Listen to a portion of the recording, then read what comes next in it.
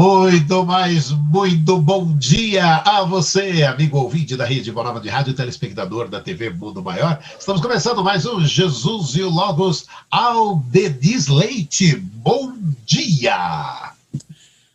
Bom dia, Damião. Bom dia a todos os amigos e amigas que estão aqui conosco hoje. Mais uma vez aqui você comigo, uma satisfação para mim, ainda mais com esse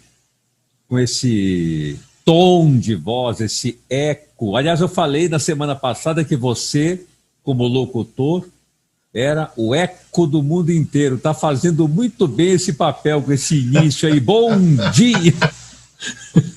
Mas é uma alegria muito grande estar junto contigo também, Denis. Que gostoso a gente poder estar juntos fazendo mais um Jesus e o Logos. E diz uma coisa, o amigo ouvinte está nos acompanhando. Qual é o tema do programa de hoje? Do que o Aldenis vai falar hoje no Jesus e o Logos?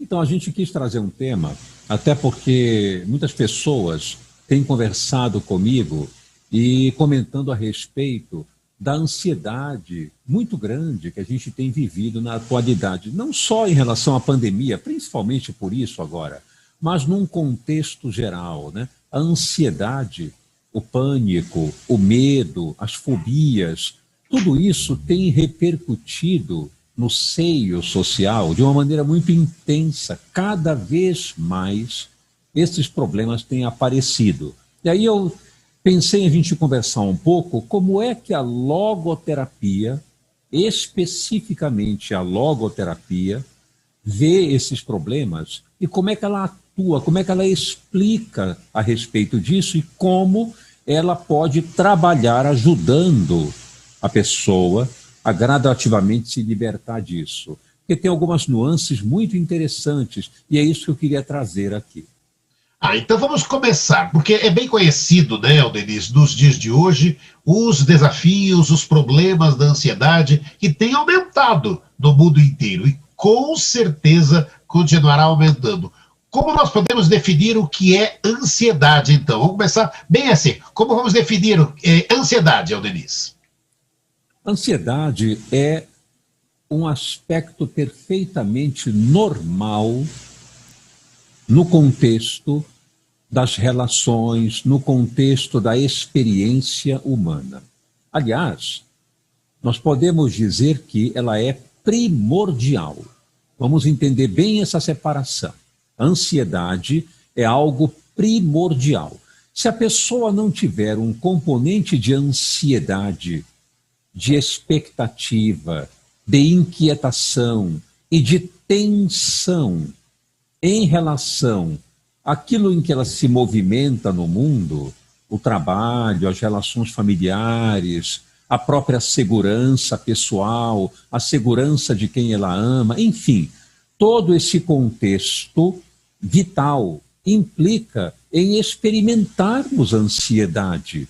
Quando a gente atravessa a rua, a gente olha para os lados, a gente fica preocupado de sofrer um acidente. Quando a gente vai fazer a comida, a gente toma um certo cuidado com o fogo ali no fogão. Quando a gente vai fazer alguma coisa, um trabalho, etc., a gente se preocupa que ele saia satisfatório.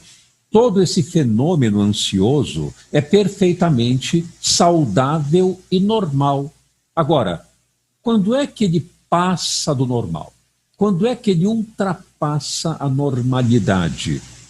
Quando nós, por uma tendência pessoal, por uma predisposição psicológica, pelas nossas experiências desde tenra infância, temos uma suscetibilidade a exagerar as ocorrências, a estimar de forma catastrófica o perigo que algumas situações têm, e muitas delas nem têm propriamente perigo.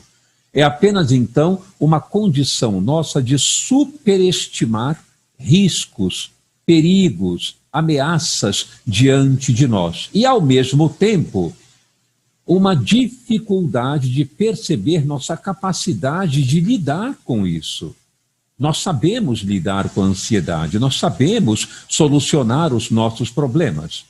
Entretanto, não acreditamos que somos capazes de enfrentar essas ameaças. Essa mistura gera o que nós chamamos de ansiedade patológica. E aí nós vamos encontrar, por exemplo, o transtorno de pânico, o toque, o estresse pós-traumático, a ansiedade generalizada, a agorafobia, todos esses estados bem descritos que envolvem um contexto de ansiedade, onde nós superestimamos a ameaça e subestimamos nossa capacidade de lidar com ela. Isso gera o transtorno mental ligado à ansiedade.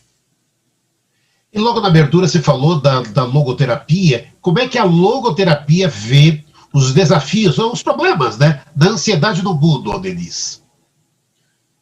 É uma pergunta bem interessante essa, porque a visão da logoterapia é uma visão muito mais, digamos, em nível espiritual. E quando eu falo espiritual, não tem conotação religiosa.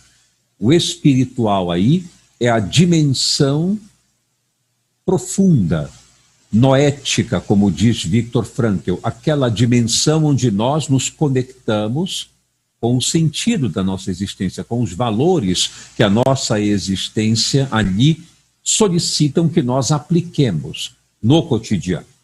Então, a logoterapia vê a ansiedade hoje como um reflexo da frustração existencial. Então, vou dar um exemplo típico aqui, Damião, para a gente ilustrar. Vamos ilustrar um pouco isso. Pensa que nós estamos, eu e você, caminhando por uma ponte estreita sobre um rio, um grande rio. O problema é, do outro lado da ponte, há uma neblina muito intensa obstruindo o que tem do outro lado. Nós não estamos vendo até metade da ponte. Ora, o que isso vai causar em nós? Imagina a gente andando por uma ponte estreita, balançando, e a gente se segurando, sem saber o que vamos encontrar do outro lado. O que é que isso quer dizer? Ansiedade. É o que vai acontecer. Ficaremos ansiosos, angustiados, inseguros, sem saber como agir, se volta, se vai adiante. A gente fica perdido e entra em um estado de vazio. Ora, o que tem do outro lado? O que está me esperando ali? Eu não sei, então eu tenho medo. É bem o que nós vivemos hoje em nível espiritual. Um grande contingente da humanidade caminha por uma ponte estreita, balançando, com um precipício abaixo e uma neblina diante de si, sem saber como agir, portanto, porque não encontra uma razão, um ponto de chegada, um sentido para atravessar a ponte. É assim que nós estamos hoje. E eu vou mostrar, num outro exemplo bem breve, como isso é verdadeiro. Olha que interessante, Damião.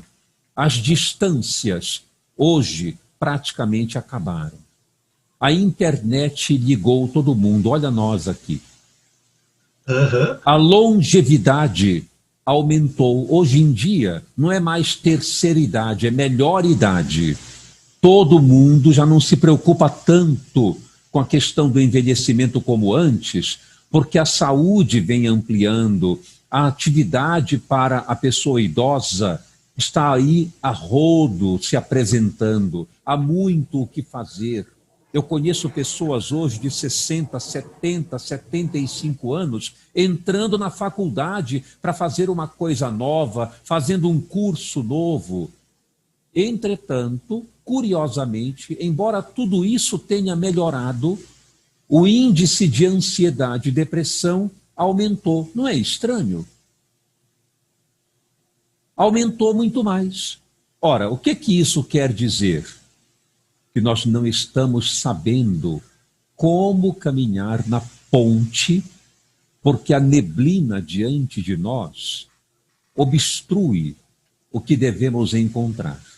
Então a logoterapia tem a proposta de passar assim um vento forte nessa neblina, soprar um pouco essa neblina, para que a pessoa veja, encontre, escute aonde ela está sendo chamada e qual é o sentido da sua existência.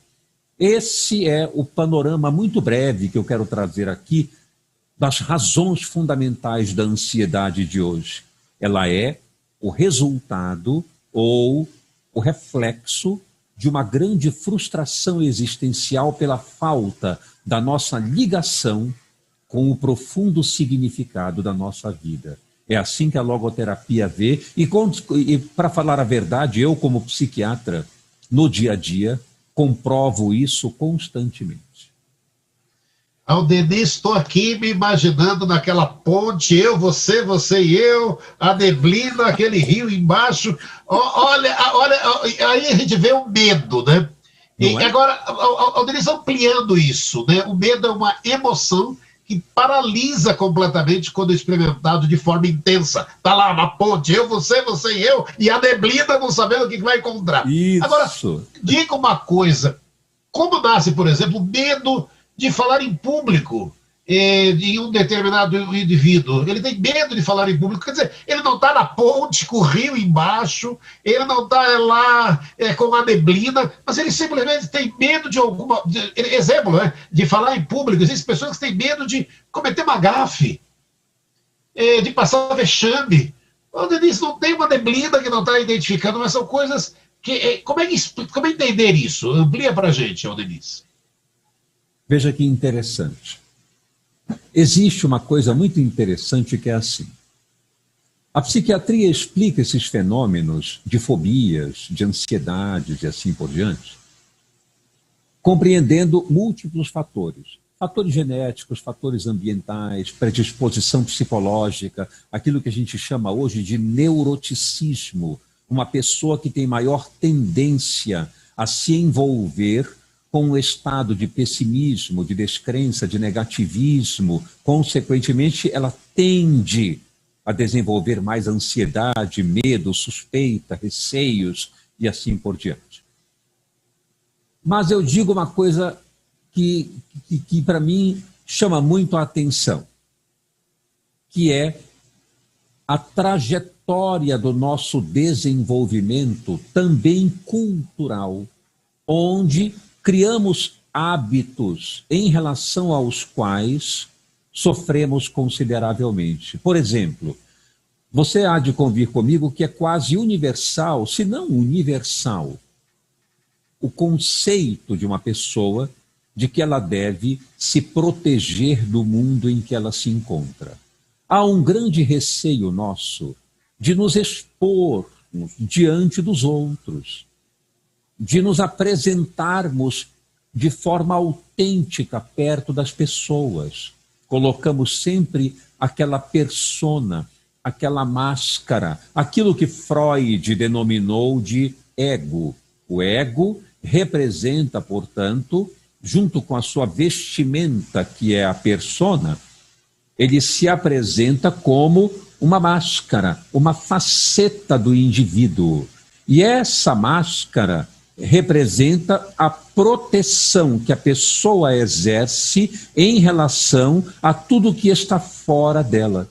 Nós temos um grande medo, praticamente isso é universal, temos um grande medo de sermos julgados, criticados, ridicularizados, avaliados de forma negativa, e buscamos então um grande nível de aprovação dos outros. A partir daí, surge, por exemplo, como você colocou essa proposta, o medo de falar em público. Por quê? Porque na mente da pessoa logo vem a seguinte questão: como vão me avaliar? O que vão pensar de mim? Será que eu vou me sair bem? Será que os outros vão gostar? Será que vão me criticar? A preocupação é sempre concentrada em si próprio. E aí é que está a chave que eu quero trazer aqui.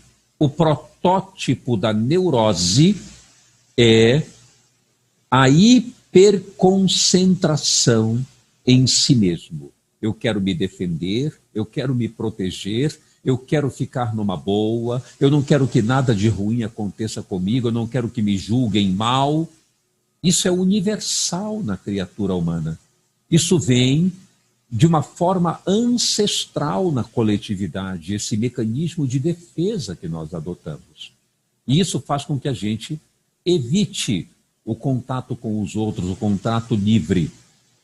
Da mesma maneira, por exemplo, um rapaz vai conhecer uma garota ou vai se relacionar com alguém, por exemplo, vai numa entrevista de emprego, vai participar de um happy hour, de um grupo social, e ali ele especificamente entra em estado de timidez muito grande, de muito receio, e fica calado no seu canto, quietinho, como você falou, tem medo de dar um vexame, de cometer uma gafe, de confundir ali, né, alguma coisa e alguém rir dele. O que é que ele faz então? Ele evita, ele fala pouco, ele se manifesta pouco. Olha que interessante, quer dizer, a evitação é a estratégia que nós adotamos para vencer a alta carga de ansiedade que nós sentimos. Então, esse mecanismo é crucial para a gente entender por que experimentamos um alto nível de ansiedade. O ponto crucial que eu quero chegar é: a logoterapia vê isso como um estado exagerado de concentração em si próprio. É a questão da autodefesa permanente.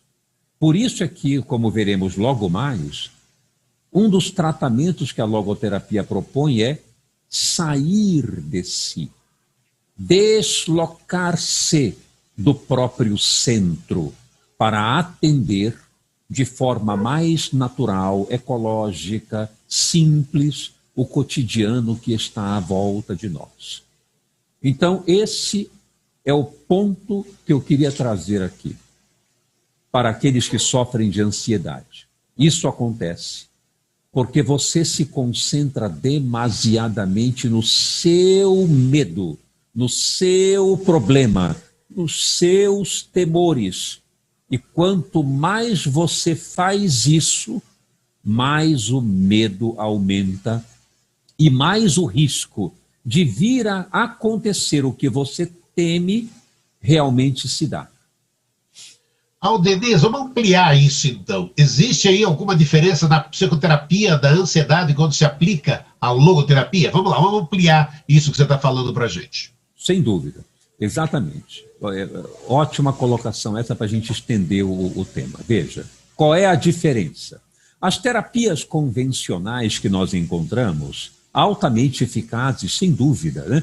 A terapia cognitivo-comportamental, a terapia psicodinâmica, a terapia interpessoal e vários modelos de psicoterapia que existem, a psicologia analítica, enfim.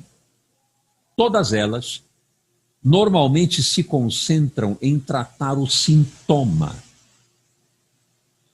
Por exemplo, a fobia, a ansiedade, a mudança de humor na depressão, tratar o sintoma. A logoterapia parte de uma outra proposta. Ela não procura tratar o sintoma, ela procura atingir a pessoa na sua área espiritual. Isto é, ela convoca a pessoa a tomar uma atitude perante o sintoma, o que é um mecanismo bastante diferente. E eu considero esse mecanismo altamente promissor do ponto de vista da psicoterapia. Foi isso que, na verdade, me encantou na logoterapia. Eu vou pegar um exemplo, então, para explicar na prática, para a gente ter uma ideia de como isso funciona. Veja o exemplo que você deu de falar em público. Por que a pessoa tem medo de falar em público? Falamos há pouco, porque ela superestima o perigo que aquilo tem. Na verdade, falar em público não tem perigo algum. Nós vamos transmitir um conteúdo a alguém. Mas a pessoa que tem um traço de neuroticismo mais avantajado, ela coloca-se naquela situação como uma grande ameaça a ela. É um perigo estar ali. Vão julgá-la, vão criticá-la, vão rir dela, vão achá-la ridícula, enfim, seja o que for que passe pela cabeça da pessoa. A logoterapia, então, entra aí e faz com que a pessoa evoque a dimensão espiritual para lidar com aquele sintoma, que é o medo de falar em público. Esse é o sintoma. Mas ela evoca na pessoa a sua dimensão espiritual. E eu vou colocar mais ou menos como foi que eu fiz uma vez, conversando com uma pessoa sem terapia, num bate-papo. Ela falou assim: eu assisti uma palestra sua, etc., gostei muito. Eu tenho tanto medo de falar em público. Nossa, às vezes eu tenho realmente que passar algumas informações, reunir a minha equipe, explicar algumas coisas. Nossa, eu entro em paralisação, eu começo a transpirar, meu coração acelera, eu fico desesperado, dá vontade de sair correndo daquela sala. E aí a questão vem assim: ora, a pessoa está querendo nesse momento se defender ou passar uma mensagem que vá contribuir com os outros? Qual é a concentração da atenção que ela tem? Onde ela está concentrada? Na sua defesa ou na contribuição com os outros? De um lado, ela está vivendo um estado egóico, ela está preocupada com ela mesma. De outro lado, ela está na dimensão do espírito, na dimensão noética. Ela está preocupada em servir as pessoas, ajudar as pessoas. Se ela entra nessa dimensão de auxiliar os outros, por que ela vai se preocupar com o julgamento? Por que ela vai se preocupar com o que vão pensar dela? Não é com isso que ela está preocupada. Ela está preocupada na dimensão espiritual em ajudar, levar um contributo para as pessoas. Ela está interessada em elevar o conhecimento dos outros. Portanto, nesse momento, ela relaxa. Quando ela se despreocupa de si própria e entende que o sentido da sua mensagem é ajudar os outros, levar um conhecimento, levar uma contribuição, ela relaxa, porque ela passa da autodefesa para a entrega aos outros. Foi assim que Jesus fez. O Filho do Homem não veio para ser servido, veio para servir. Ora, se nós quisermos, Damião, ser servidos, nós vamos nos preocupar demais com a visão dos outros sobre nós. Se nós nos preocuparmos em servir, em sair de nós, por que vamos nos preocupar com a opinião alheia? Com o que vão pensar, com o que vão dizer? Nós sabemos o que devemos fazer. Temos noção do que vamos oferecer. Essa é a dimensão espiritual. Então a logoterapia propõe para o cliente tomar uma atitude diante do seu sintoma. O que você quer? Se proteger ou ajudar? Qual é o sentido de falar em público? Ganhar aplausos ou, na verdade, contribuir, amar, servir? Quando ele compreende isso, a ansiedade diminui, porque ele deixa o sintoma de lado para fazer o que tem sentido. É dessa maneira, de uma forma muito breve e simples, que a logoterapia, por exemplo, atua em um contexto espiritual. Mas agora vamos ampliar mais, Aldeniz. E de que maneira a logoterapia aborda o tratamento da ansiedade? Por exemplo, vamos pegar uma pessoa que tem síndrome de pânico, não consegue sair de casa por medo de passar mal na rua, no metrô, ou tem muita vergonha, né, de se aproximar dos outros e conversar normalmente. Como seria a atuação da logoterapia, Aldeniz Leite? Olha só, vamos entender como é que se dá o transtorno de pânico. Como é que ele se perpetua? Acredito que muitos que estão nos acompanhando aqui devam passar por estados de ansiedade, por exemplo, são pessoas muito preocupadas, são pessoas muito exigentes, são pessoas talvez muito perfeccionistas, gostam de tudo com exatidão, não aceitam falhas. Certamente há muitos que estão ouvindo aqui. Ou têm, por exemplo, medo de sair à rua, medo de passar mal no metrô, de passar mal no ônibus, de entrar em um elevador, ficam logo em estado fóbico. Tudo isso está englobado no que você perguntou. Como é que a gente lida com isso? Vamos entender primeiro como é que isso se dá, como é que se perpetua. Por exemplo, eu estou na academia, malhando. De repente, enquanto estou malhando na esteira, sinto uma pontada no peito. E acho aquilo estranho. Desligo a esteira, tomo um pouco de água, me enxugo com a toalha e vejo que aquilo passa. Na verdade, o que foi que aconteceu? Normalmente ali, o que deve ter acontecido foi, eu estava ali fazendo exercícios na bicicleta ou na esteira, etc., e houve uma contratura muscular, por exemplo, do peitoral. Mas eu interpretei na minha mente aquilo como um indício de um infarto agudo do miocárdio. Eu vou ter um ataque cardíaco. E aí eu paro a esteira, fico me examinando, fico me apertando, vou lá, meço minha pressão, descanso um pouco e aquilo passou, ok. Nesse momento, por uma predisposição pessoal, eu começo a ter medo que aquele sintoma volte. E aí, então, eu começo a me preocupar com o sintoma. Será que ele vai voltar? Será que era uma iminência de ataque cardíaco? Será que eu estava passando mal? Curiosamente, quando eu começo a ter medo do sintoma voltar, normalmente ele volta. Porque o meu pensamento e o meu estado de ansiedade, isto é, o medo provoca justamente aquilo que ele teme. Isso é evidente. O medo produz exatamente aquilo que ele teme. Portanto, esse sintoma vai voltar. E no momento em que ele voltar, eu vou ficar ainda mais assustado. O meu medo vai aumentar ainda mais. E aí eu passo a evitar coisas que possam favorecer aquele sintoma. E isso me alivia.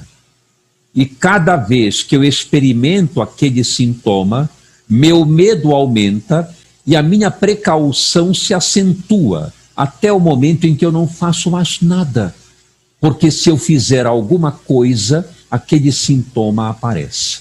A mesma coisa se dá, por exemplo, com o fato de eu passar mal. Eu pego um metrô, está muito cheio, eu começo a ficar um pouco com falta de ar, fico ali, está muito aglomerado, calor, e eu salto do metrô uma estação antes. E eu começo a ter medo de passar mal daquele jeito que eu fui, que eu senti. E passo a evitar o metrô. E no momento em que eu evito, eu me alivio, eu me sinto melhor. E a minha vida começa a ficar cada vez mais paralisada. Esse é o círculo vicioso da fobia, da ansiedade, do pânico e outros problemas muito parecidos ligados ao contexto ansioso. Como é que eu tenho que tratar isso? Eu vou dizer aqui para as pessoas que têm esse problema, para que elas entendam, embora isso possa parecer engraçado, mas na verdade o humor é altamente curativo, e Viktor Frankl usava muito o humor na terapia. E o tratamento funciona assim: deseje exatamente aquilo que você teme. Vá em busca justamente daquilo que você tem pavor. Quando você faz isso, você quebra o círculo vicioso. E eu vou dar um exemplo para você, Damião, que aconteceu comigo. Quando eu comecei a fazer palestra, lá na década de 90, 95, 96, por aí eu comecei eu conheci o Espiritismo em 93, e aí comecei depois, uns 2 anos depois, eu comecei a fazer palestras, etc. E tal, e eu ficava pálido, suando, vendo aquelas pessoas ali esperando eu falar, e logo vinha na minha cabeça, meu Deus, eu vou acabar desmaiando, isso não vai dar certo, de jeito nenhum. Eu vou morrer aqui nesse lugar. Vai todo mundo assistir a minha morte aqui, né? E aí, quando eu estudei a logoterapia, que foi na mesma época, eu conheci a logoterapia aproximadamente em 1994 e fui me especializar nesse modelo de terapia. Viktor Frankl dizia assim: no medo de falar em público, antes de começar a palestra, diga para você mesmo, hoje eu me permito desmaiar. Hoje eu quero desmaiar. Eu quero cometer a maior gafe do mundo aqui. Eu quero esquecer tudo que eu vou para falar. Hoje eu me permito, só hoje, eu me permito que as coisas saiam terríveis. Não faz mal. Vá lá no microfone, pegue o microfone e fale a asneira que você falar, não tem problema. Falou bobagem? Ótimo, hoje pode. E quando eu comecei a usar essa técnica que se chama intenção paradoxal, isto é, desejar aquilo que se teme, eu comecei a rir de mim mesmo. E comecei a perceber que, na verdade, quando eu ria de mim mesmo e quando eu desejava, hoje tudo bem, se eu falhar hoje, não tem problema, hoje está permitido, vamos lá, vamos falar, vamos soltar o que a gente tem para dizer com naturalidade, se não estiver tão bom, não faz mal, está tudo bem, ok, hoje eu me permito. A gente quebra o ciclo do medo e da ansiedade e vai com mais naturalidade. A mesma coisa acontece com quem tem transtorno de pânico. Eu tenho pavor de entrar no metrô. Digamos assim, hoje eu posso. Eu vou entrar no metrô e se eu desmaiar, passar mal, cair ali, não tem nenhum problema, eu peço ajuda, alguém me segura, me carrega, não faz mal. Hoje eu me permito passar por isso. Eu até quero que aconteça isso, eu quero ver como é que é. E é curioso como a gente, usando um pouco esse humor, claro que eu estou dando aqui um exemplo, assim, mais simples. Existem naturalmente algumas técnicas que a gente aplica para orientar o paciente a usar a intenção paradoxal. Mas eu estou colocando aqui um alerta para as pessoas, a fim de dizer que elas não evitem o medo.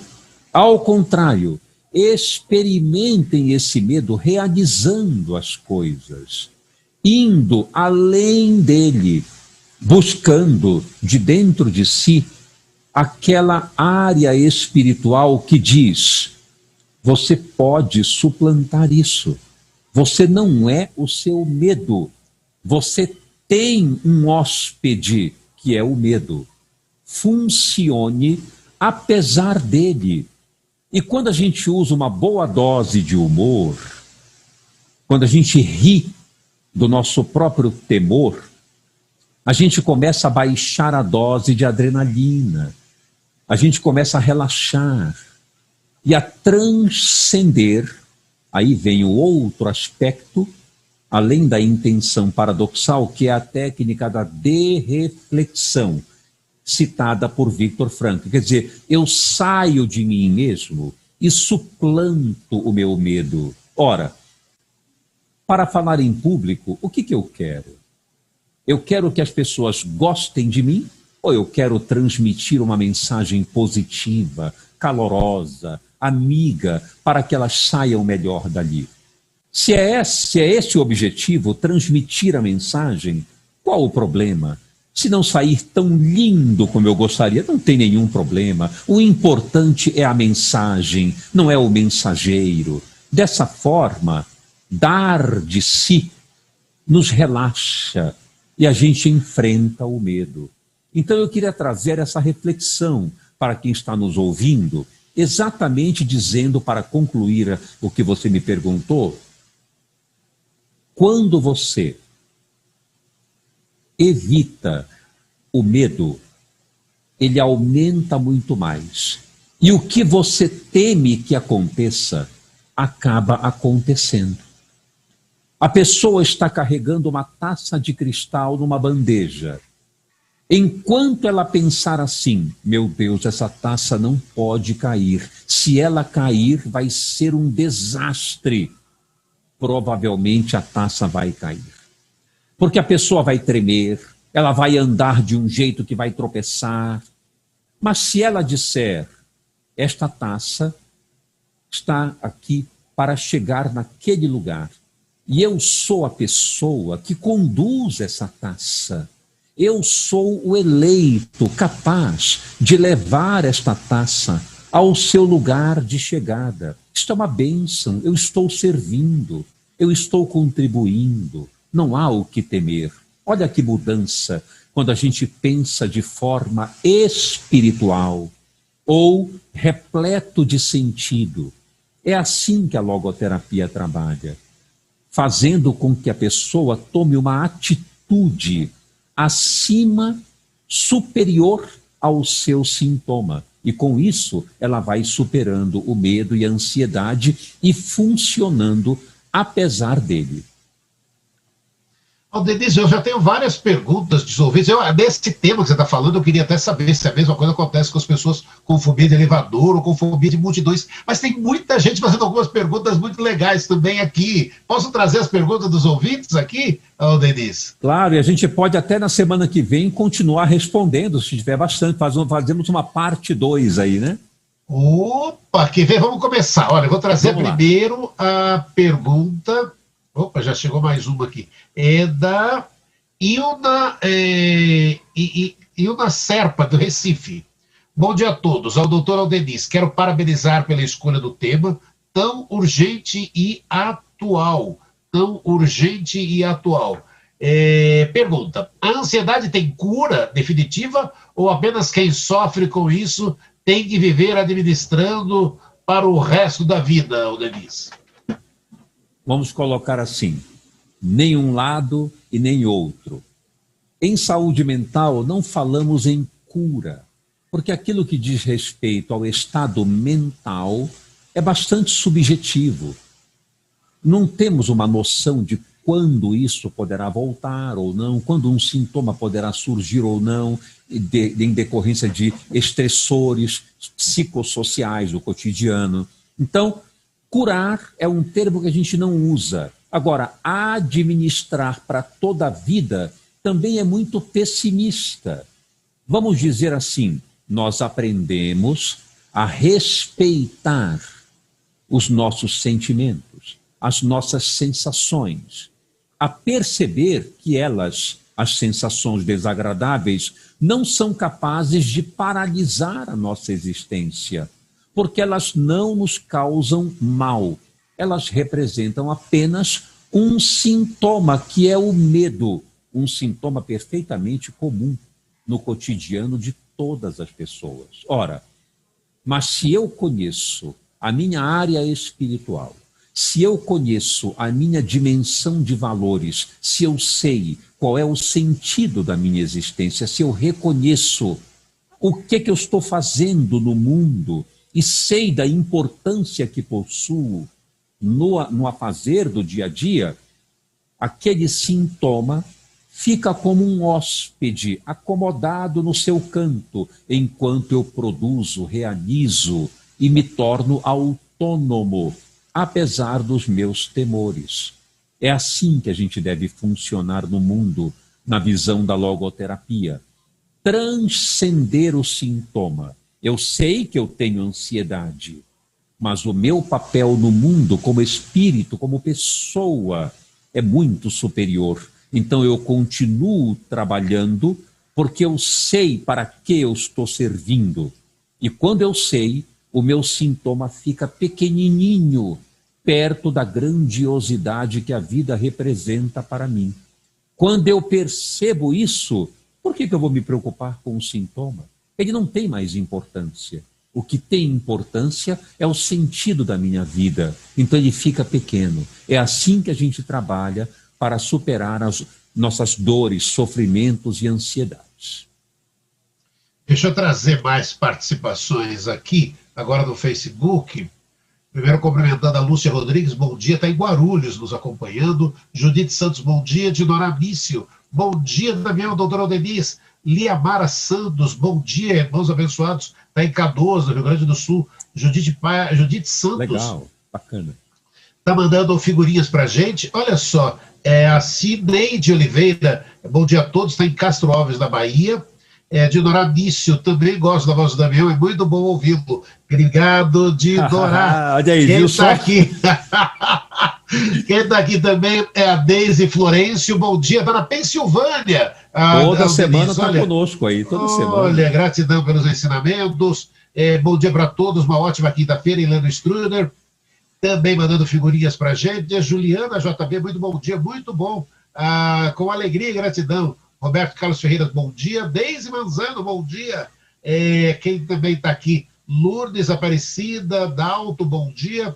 Terezinha Antunes, beijos no coração. Roberto Carlos Ferreira, bom dia, de Mogi Guaçu. Leila Torres Santiago, é assim mesmo, sinto isso.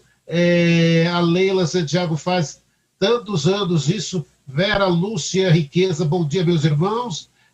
A Ina, agora aqui eu peguei o nome da Ina, Ina Serpa. Ina, desculpa, viu, Ina? Ina Serpa, bom dia ao Denise. Ela fez a pergunta, a gente fez a pergunta no Facebook e mandou também. Ela foi atendida. Flávio Romero, bom dia, do Rio Grande do Norte. Elisângela Torquato Carvalho, boa tarde. Elisângela está em Rafael Afonso. Ulisses Sensata, a palestra é ótima. Agora são 40, faltam 3 minutinhos. Vamos deixar essas perguntas aqui. Eu mando depois para você, Denise. Você vem para a mensagem final?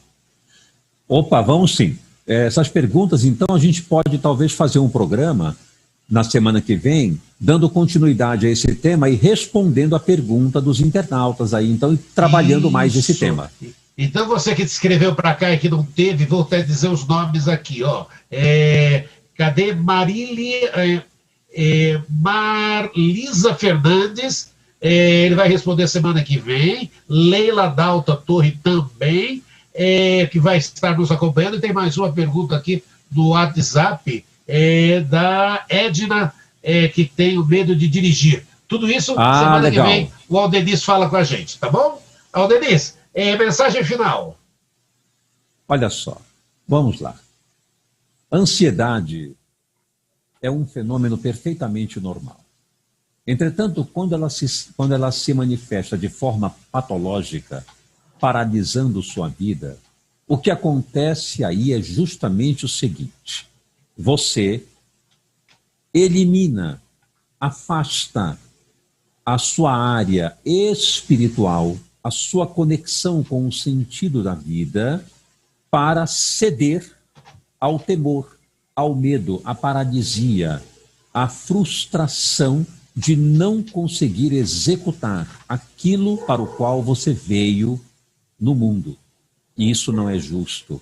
É necessário que você observe claramente que você mesmo é um ser espiritual, dotado de força para suplantar qualquer sofrimento, qualquer temor, qualquer coisa que tente bloquear seus potenciais de vida, seus potenciais vitais. Portanto, não permita isso.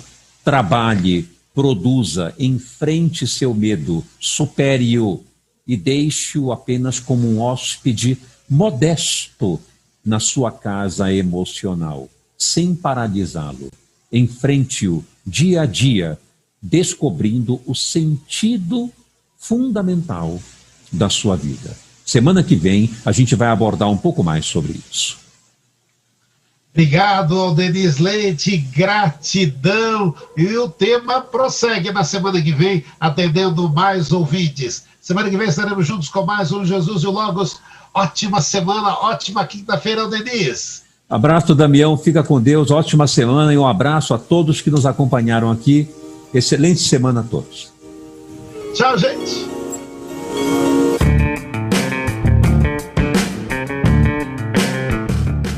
Você acompanhou o programa Jesus e o Logos.